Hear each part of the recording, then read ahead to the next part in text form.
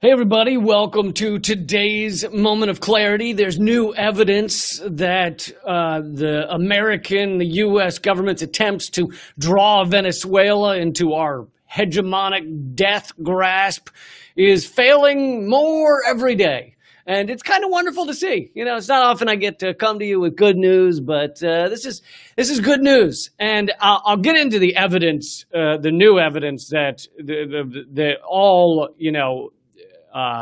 allies and partnerships and those supporting the U.S.-backed coup in Venezuela. It's all dwindling and disappearing and vanishing before our eyes. But let me give a little bit of backup here, a little bit of a backstory to what's going on in Venezuela. Some of you know about this, but I don't know if you know every detail, but not long ago, over a year ago, Juan Guaido,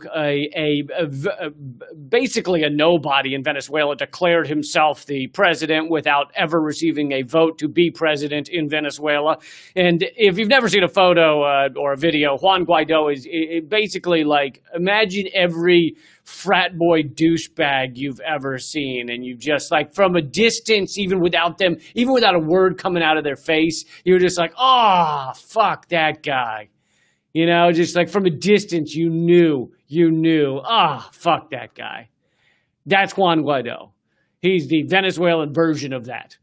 So never received a single vote for president, but just walked out and declared himself, hey, everybody, I'm president. Oh, by the way, you notice, look at this. This is my cabana wear, short sleeves. Boom. Yeah. That's the closest I get to fucking beach time cabana wear. Anyway, Juan Guaido declared himself president. The U.S. backed this shit. The U.S. has had our fingers on this all along. We're dying to collapse Venezuela. We'd love for just as many people as possible to die or starve to death in Venezuela. That would make us feel really good because we're good people. And so they backed Juan Guaido doing this. Juan Guaido, for many of you, even if you've been following this, probably don't know this about him, that he went to George Washington University, right here in the good old U.S. of A. He went to GW. He studied under Venezuelan economist Luis Enrique Berisbeitia. Berisbeitia was a part of the Venezuelan government when it was an oligarchy, before Chavez took over. So basically, Venezuela used to be run by an oligarchy. It was there's also a racial dynamic. The lighter-skinned Venezuelans were the ones in charge, almost without exception, and Chavez, obviously not one of the lighter-skinned ones. So there's also the racial dynamic. But anyway, Berisbeitia was an economist in the old oligarchic regime. Little baby Juan Guaido comes over, studies under him. Berisbeitia, also former executive director of the International Monetary Fund. The IMF. For those who don't know, they have their fucking tentacles and everything, and they, act like they're helping countries around the world when in fact they're putting them into, economic stranglehold. And so he used to be director of the IMF. He was also this is the euphemistic way of saying this, in the Venezuelan energy sector. He's an old oil guy, big oil. Worked for big oil back before Chavez nationalized the oil in Venezuela. For those who haven't really followed or read up on this, and you just hear the word nationalize and it sounds scary, that's called propaganda. Nationalizing the oil means that the oil taken out of the ground in Venezuela, who's that belong to? Well, many would say, it kind of belongs to everybody in the country, right? It's within the ground underneath Venezuela. But if you live in a corporate state, then that oil is taken out and given exclusively, the profits and everything given to a tiny number of individuals, as we do here in America, right? Where does all that fracking gas go when they get it out of the ground underneath your feet and my feet? Where do the profits go? Oh, they go to a tiny number of individuals. They don't go to the American people. Unless you're in Alaska, where actually some of the oil profits do go to the Alaskan people as a form of universal basic income. It's not a lot, but it's more than anywhere else in America. Anyway, used to be an oil guy. So that's who Juan Guaido, that's where Juan Guaido learns how to be a neoliberal coup meister. And the U.S. declares him president. He runs around Venezuela going, I'm president. Before he did that, 80% of Venezuelans never heard of the guy.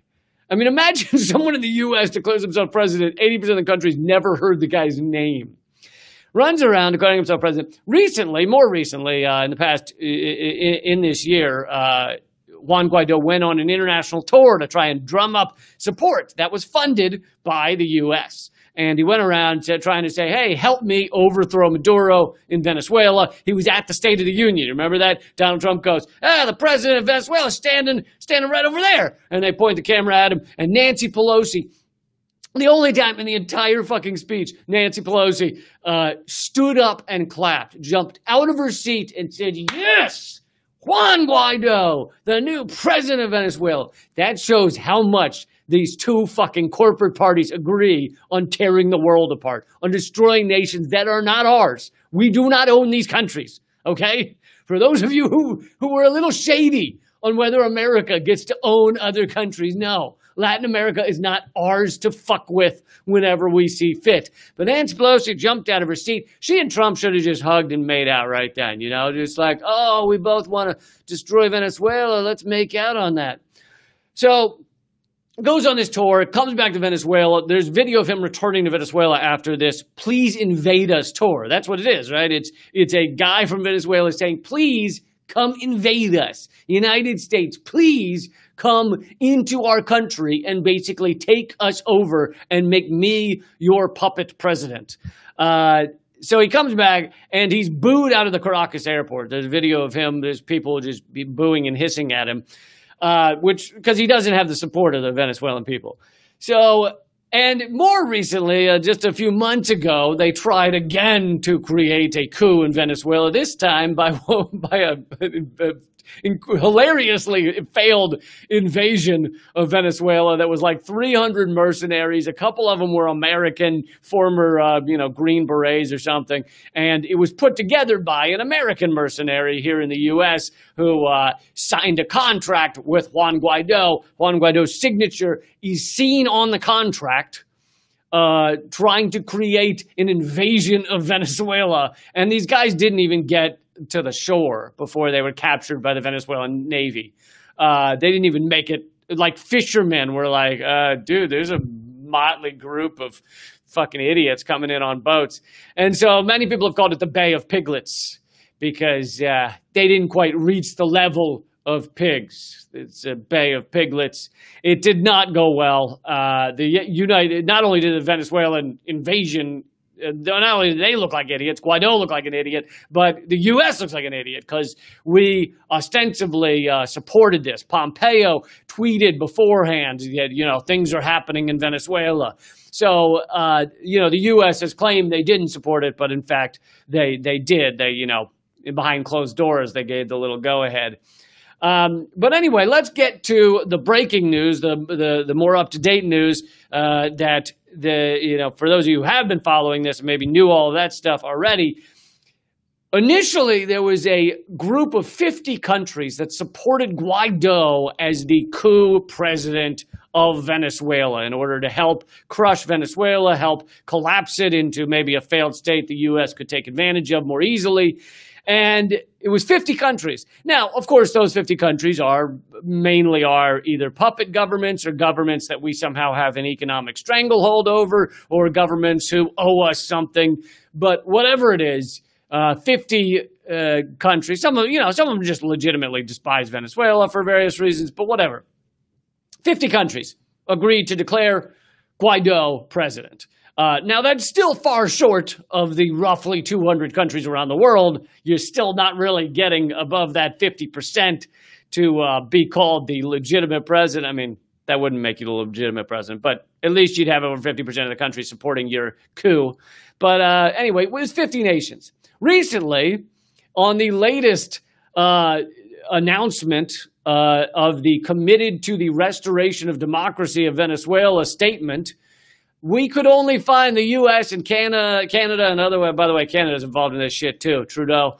U.S. and Canada could only find 19 countries remaining that support Juan Guaido as the president of Venezuela. It's dwindling. The international support to create this coup is slowly collapsing like a flan or something, like a balloon that's not tied properly. You can hear the wind squealing out as this thing deflates. Here is the list of countries that continue to support this ridiculous coup in Venezuela. Albania, Australia, of course, Australia always got our back on this horse shit. Bahamas, Bolivia now because we created a coup there as well, right? We helped create that coup. Bolivia, which I should do a separate video on, their fascist coup government, which, you know, ran into their state house and held up a giant Bible, so they're anti-freedom of religion as well. Their coup government, which did it through violence. They, arrested people, dragged mayors out of their homes, everything. They keep putting off their elections because they know the numbers show that if they had an election in Bolivia, that the same party who they just kicked out would win because that is the most popular party. MAS is what they're called, and they would win the election. So the coup government has to keep putting off the elections in order to avoid a legitimate democratic election. The U.S. doesn't talk about that, right? We claim to be for democracy. We run around, oh, democracy, democracy, democracy. But we're not talking about how Bolivia won't have a fucking election because they know, the coup government knows that they would fucking lose. But the U.S. doesn't talk a lot about that. So you got Bahamas, you got Bolivia, you got Brazil, another country with a fascist leader who we never criticize, Bolsonaro, said the indigenous should be exterminated. He's setting fire to the Amazon. All those fires you see in the Amazon, which people call the lungs of the planet, those are not like just natural occurrences of forest fires. Some people like to say, look, forest fires are natural and they're good for the environment. It depends on where and when and how large. These fires going on in the Amazon are set in order, like, people create these fires in order to clear out the forest so that they can have the land, so that they can mine, so they can clear out the indigenous, all these horrible reasons to create fires in the Amazon. So Brazil's supporting it. Canada, fuck you, Canada. Way to have our back on this horrible coup in Venezuela. Which, by the way, I haven't mentioned yet that the economic sanctions the U.S. put on Venezuela, the old number was that those economic sanctions have killed 40,000 people within just a couple of years. But now many are saying the current number, updating for the last couple of years, is more like 100,000 people in Venezuela have died from our economic sanctions, from our decision to not let medicine in, to tie up the actual funds that Venezuela has, billions of dollars worth of gold that are held in Britain, that Britain, thanks to us, telling them to, will not release, will not give to Venezuela. The Bank of England will not give them their money. But various things like that. 40 to 100,000 people have died in Venezuela thanks to our economic war on them. And Canada, right there with us. They act all polite in Canada. You notice that? They say things like sorry and my bad. I don't know if they say my bad. That may be a U.S. thing. But anyway, they say sorry a lot, and they seem very polite, and they don't yell as much as we do, or at least as much as I do.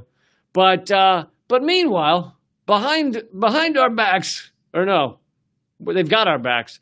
But anyway, the government of Canada continues to do all of the awful horseshit, or at least support it, that the America is involved in. How often do you see Canada stand up and say, fuck no, America, enough with your hegemony, enough with your economic destruction of other lands that are poor, that basically just harm poor people and those who are ill and those who are elderly.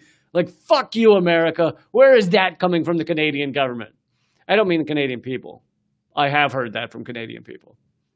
And then at the end they go, I'm sorry, but fuck you, America. Sorry, but fuck you. So that's the people, but not the government. The government has our back on all this shit. Canada, Chile, don't even want to get into that. Colombia, another one, Jesus Christ. Costa Rica, the Dominican Republic, Ecuador. Ecuador, of course, is the fucking Trojan horse of Lenin Moreno, who took over, seemed to be that he was going to be, many thought he was going to be left-wing, and then he immediately turned to the right, sold out Julian Assange, invited the British police in to arrest Assange, and within a couple of weeks of that, got a over $4 billion loan from the IMF. IMF already came up in this episode. But yeah, you don't think those were related, do you? The IMF giving him $4 billion and at the same time turning over Julian Assange? No, sure, unrelated. El Salvador, Estonia, Georgia, Guatemala. Yeah, it's quite a history of Guatemala, quite a history in these next two, Haiti, Honduras, Hungary, Israel. I don't know if we have any history with Israel. I don't know if we've ever done bad shit with them and helped them to persecute a people or, supported them in their shooting children with sniper bullets during the Great March of Return. I don't know if there's anything there. This is the first I'm actually hearing of Israel. Kosovo, Latvia, Lithuania, Panama. History there, too. I mean, history with all these, really. U.S. history of destruction and making sure there can't be any sort of socialist movement, any sort of movement that doesn't give in to everything America wants, any sort of movement that goes against our central banking system. We've got to stop all of that. But let me get through this list real quick. Paraguay, Peru, Republic of Korea, St. Lucia, Ukraine. Yeah, nothing going on in the Ukraine. Ask Joe Biden about that. And the UK. The United Kingdom always got our back for these coups, for these various destructions of peoples and countries that are not ours to own and destroy. And it's gotten so much to a point. The support of this coup in Venezuela, which, I don't want to spend 45 minutes on it, but the reason we want to collapse Venezuela and have wanted to since Chavez and Bush tried, Obama tried, now Trump's trying, is because, A, we've got to crush them because they practice some degree of socialism. They have, since Chavez, extreme poverty has been cut by 70%. Poverty has been cut by 50%. There's very little homeless. The university is covered. And look, this is not saying everything is fine in Venezuela. There are fucking incredible hardships, much of it coming from our economic war on them, but there's also other forms of problems in the country. I mean, acting like a country should not be invaded and destroyed by the United States of America is not saying that the country is perfect. I love how people like to conflate those two. They're like, yeah, like I say, like, oh, we shouldn't collapse that country. Let's let them have their self-determination and let them decide what they should do in that country and what kind of government they want and whether they want to end poverty there. Or have literacy for everyone. Let's let them decide that. Like I say something like that, or anyone does, and then you have these fucking people that come in and go, yeah, but this government official is corrupt. Or yeah, but didn't you hear about this thing where this guy was corrupt? It's like, yeah, that's fucking governments, okay? Unfortunately, there are corrupt people, and it sucks. Okay?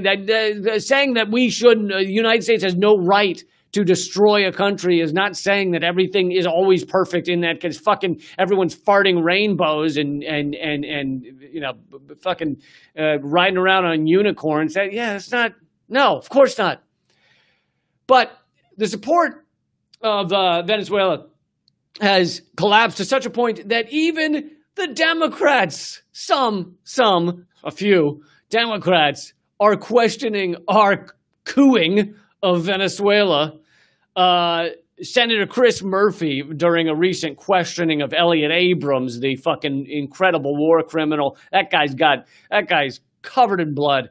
The questioning of Elliott Abrams, Senator Chris Murphy, a Democrat, said, our Venezuela policy over the last year, is a quote, our Venezuela policy over the last year and a half has been an unmitigated disaster. If we aren't honest about that, then we can't self-correct.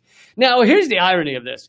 It's amazing to see them actually criticizing our attempted coup in Venezuela, to see the Democrats, who are as war hungry as the Republicans, criticizing the coup. Now, Chris Murphy, as a Democrat, is criticizing the coup because he wants the coup to work. He's like, there's got to be a better way to fuck up this country. But still, it means the support for what's going on now is dwindling. So at least there's that. Murphy continued to declare that the U.S. support for Venezuela's opposition forces has handed Maduro an opportunity to label Guaido an American patsy, while hardening support for his government around the world, for Maduro's government around the world. So really, Chris Murphy's upset that by being fucking incompetent, the Trump administration has actually solidified the support for a socialist government in Venezuela. So I'm not saying Chris Murphy or any of the Democrats are a good guy, good men and women on this topic, but it is amazing to see even the support there crumble and collapse. Here's a continued quote from Chris Murphy. We thought that getting Guaido to declare himself president would be enough to topple the regime. Continuing to quote him, then we thought putting aid on the border would be enough. You remember that fucking catastrophe when they had they put a fucking truck. Because first of all, they created the propaganda that half this shit was needed. They were like, people need toothpaste in Venezuela. And then you have reporters like Max Blumenthal going down there, just standing in front of a fucking wall of toothpaste and being like, they have toothpaste. Yes, there's crazy inflation down there because of our economic war on them, but there is toothpaste. Not to mention, they have a program that does deliver food to those who need it. Here in the U.S., I believe we arrest people in a lot of states for handing food to those who need it. Like literally people are arrested for giving food to hungry people. And then they go, and then the cities where they do that, they go, well, it's not sterile. It's not hygienic to give out food. Are you fucking kidding me? Have you seen what goes on around a stadium when the fucking game is going on, like a fucking Super Bowl stadium? You know, unhygienic. Have you seen? There's just mountains of garbage. There's people like giving birth to babies inside porta potties. It's just fucking horrific. Just garbage everywhere. For half sausages just thrown around, and then a drunk guy picks it up and eats it out of a puddle of God knows what. You know, it's like a puddle of antifreeze, and he's like, ooh, kind of sweet. It's revolting what goes on around concerts, stadiums, lines of porta potties that people can't get into, so they just take a shit on the outside of the door. Like, fuck you. It's not safe because it's dirty. Yeah, you just think homeless people are dirty. Arresting people for giving out food. It's fucking insane.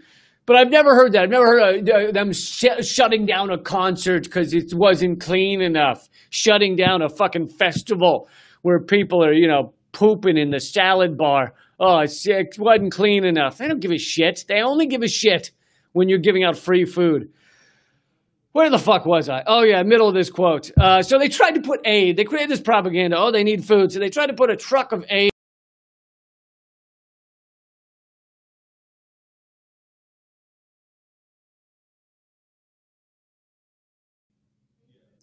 Let's see. It looked like it cut off for a second. I'm hoping this continues with the same room. I hope this didn't start over everything. But anyway, if this is working now, leave a comment. Hopefully it's still going. But so they put that aid there. They pretended like they needed some sort of, they got to get the aid in, and it was a fucking massive catastrophe. Okay, it was. They claimed that the trucks were set fire by Maduro's forces, when later even the New York fucking Times admitted that the fires were set by the quote unquote rebels or those rebelling or whatever. It was such horseshit. Richard Branson standing outside having a concert for hope, or what a propaganda shitfest. Anyway, continue the quote. We tried putting aid on the border and thought that would be enough. Then we tried to sort of construct a kind of coup in April of last year, and it blew up in our face when all the generals that were supposed to break with Maduro decided to stick with him in the end. I think this is just a prescription to get stuck in a downward spiral of American policy from which we cannot remove ourselves. Ha! Doesn't that describe all American policy? Anyway, that's Chris Murphy, Democrat. He said that during a hearing where they were talking to Elliot Abrams, a war criminal. But to sum up some deeper points here, we try to create a coup in Venezuela. And even if you wanted to believe the horse shit about like, oh, well, we want to help the people there. It's funny. We only want to help the people where there is either resources we can steal or there's the threat of the good example, meaning they have thrown off their unfettered capitalist chains and there's some level of socialism. And we find that so horrifying that we have to destroy that country. So those are the only places where we feel this need to go help the people, right? Are we invading Brazil? Are we invading the Philippines where Duterte is killing everyone who does drugs and torturing people? No, we only feel the need to invade or economically collapse countries where we can steal their resources, like Bolivia. Bolivia has like some of the most lithium in the world, and now we need more lithium than ever. And by the way, lithium is needed most by things like Tesla's cars and lithium batteries and stuff like that. And when someone complained about this, to Elon Musk on Twitter, Elon Musk said, "We will coup who we want to. Deal with it." Look it up. He said it. So he deleted it later. Apparently that didn't go over too well with the shareholders, I guess. But so we don't invade countries. We only invade countries where we can steal their resources or there's some sort of geopolitical power we can gain from it. There was actually, this is back when The Guardian was a relatively good source, like 10 years ago or something. The Guardian actually had a study in it that I think it was, you're like 900, a country is 900% more likely to have outside forces invade them or be involved in their conflicts if there's oil reserves. So that was 10 years ago. Oil is going out a little bit, but not much. In fact, we just signed a deal with certain factions, I guess I should say, factions of Syria to steal their oil. So we just inked a deal on that.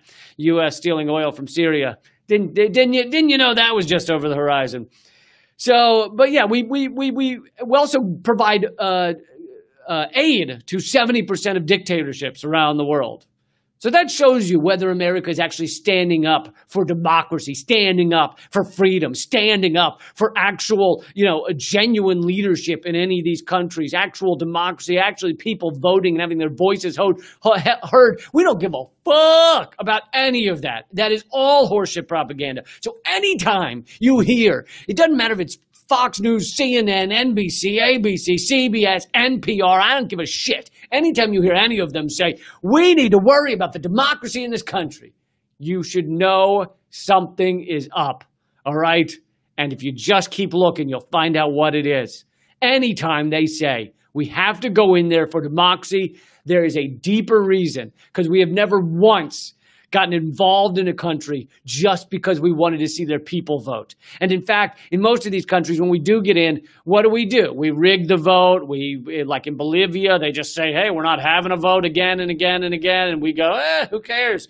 So apparently we don't care about democracy suddenly now that we've gotten our coup that we wanted in Bolivia. But we just promote this neoliberal agenda around the world and this economic hegemony that is just, it's proven disastrous in every regard. Our environment globally is collapsing, and we have nothing to say about it. The inequality is through the roof, as I talked about on the last episode yesterday. It's unbelievable. And we are fine with all of it. We never even speak about it. If we actually cared about these people, which is what our propaganda claims, then we would talk about this inequality.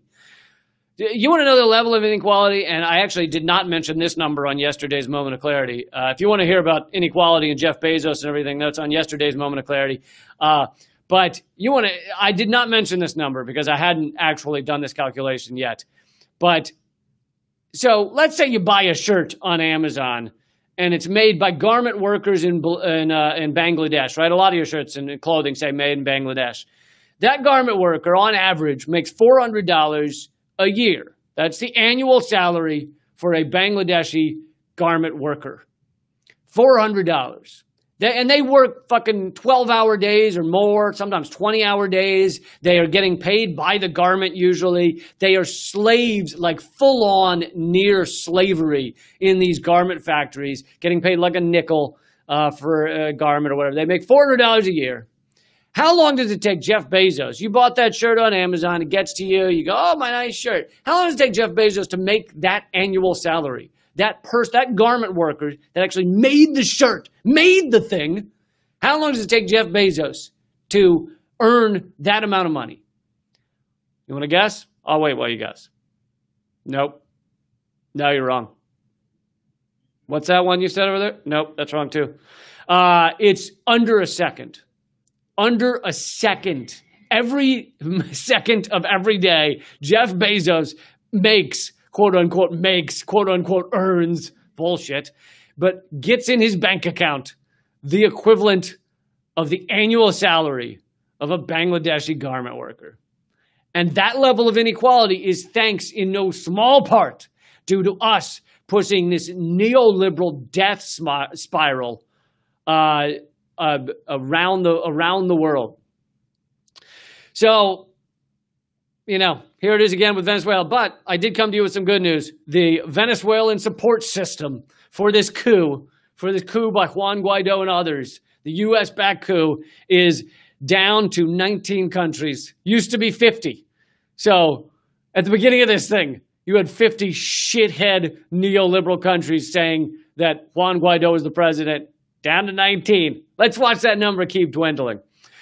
Okay, folks, I hope you enjoyed this. Please come back almost every day. I'm trying to do these, so please come back almost every day and watch them at youtube.com/momentofclarity. If you're on Facebook right now or you're on YouTube, make sure you click subscribe. Make sure you click the bell icon next to subscribe, because if you just click subscribe, they won't tell you about the videos. Click the bell, and thank you so much.